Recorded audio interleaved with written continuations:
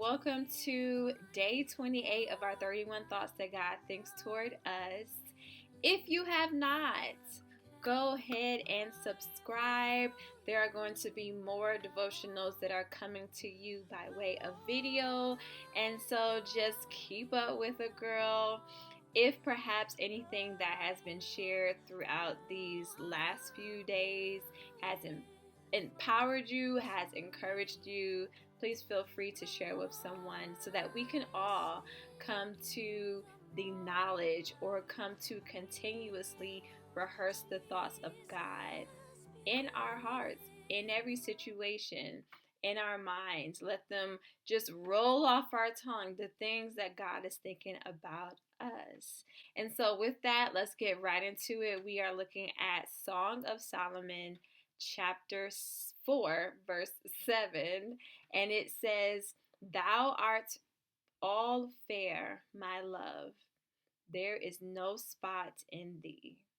The thought for today is thou art fair. And by fair, we mean beautiful.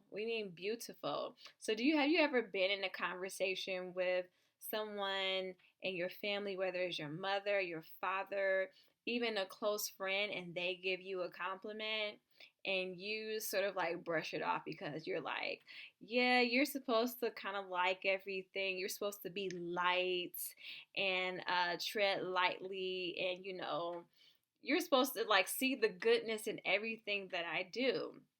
Well, that might be true, but we do not have to feel that way about God, because He gives us every compliment and it is coming from a place of truth. And sometimes it's a truth that we ourselves find hard to accept, but we must accept it. Accept the truth so that it can make us free, even concerning what we look like. A lot of times we ask ourselves questions like, am I beautiful enough? Why am I so tall? Why is my hair so short? Why is my skin a certain color or have a certain texture? Why does my belly protrude? Why can't I lose weight? I'm not curvy enough. And the list just goes on and on and on about the things that we wish to change about ourselves. God, of course, does not spend His time critiquing our external. He does not spend His time doing that. The Bible even admonishes us to not put all of our thoughts into our appearances, because it can lead to us being high-minded. It can lead to us being prideful, arrogant, even self-consumed. But I would have to say that the Creator would want for His creation to not think of their self in a manner that is hurtful or that is opposite of the truth.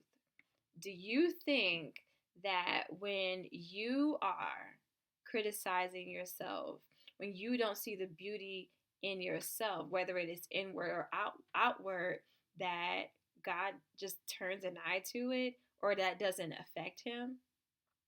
There is nothing wrong, side note, with making yourself feel beautiful, with pampering yourself, making sure that your clothes are fitting in a way that makes you to feel confident.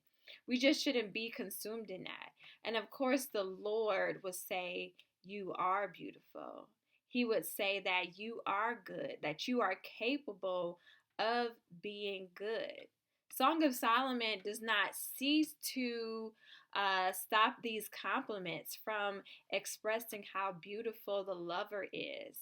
How beautiful the lover is, definitely from head to toe, but also in action, how beautiful her mind is and things like that. So point number one is that yes, you are beautiful. And the more that you engage in taking care of yourself, drinking water, exercising, engaging in self-care, that will hopefully bring that to light, help you to see your own beauty, even with maturity, right?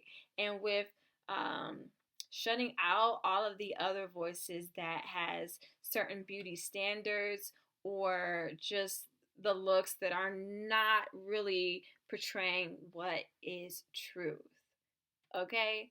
For example, there's a whole lot of lighting um, and filters. There's a whole bunch of photoshopping, and it's hard to tell with like an untrained eye, which probably most of us have, but those are all touch ups.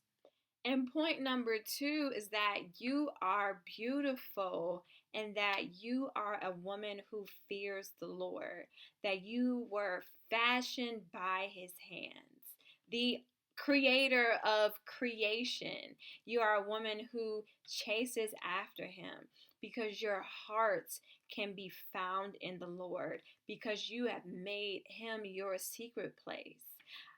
I sincerely believe that the Lord wants us all to be made whole. And to be made whole, that includes our minds with what it says or what it thinks about how we look, even how we feel. You're beautiful on the inside as well.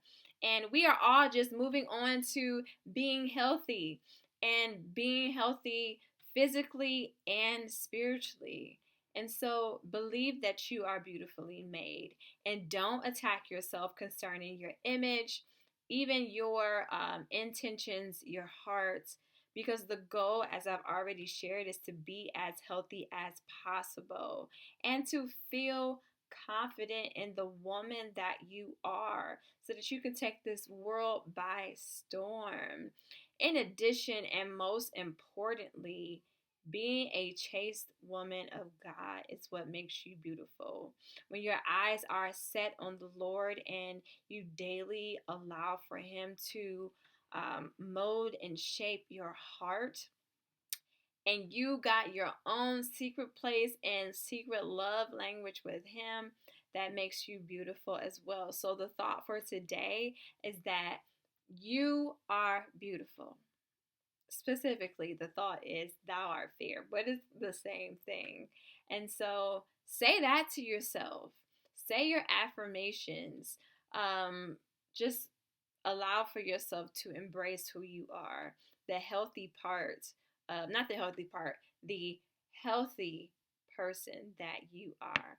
Not necessarily being consumed with, I gotta put on all this makeup, I gotta put on all my jewelry, I gotta go get the best hairstyle, I gotta go put in the best set for the head, gotta wear my heels and fishnets and things like that.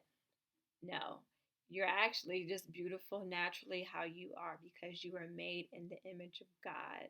And so, with that, this is it. I will see you tomorrow for day 29.